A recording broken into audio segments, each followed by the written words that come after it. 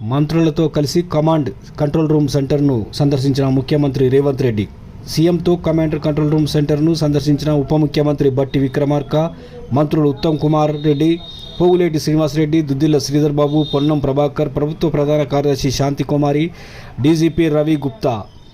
వర్షాకాలం ప్రారంభం నేపథ్యంలో చేపట్టాల్సిన చర్యలపై అధికారులకు సూచనలు.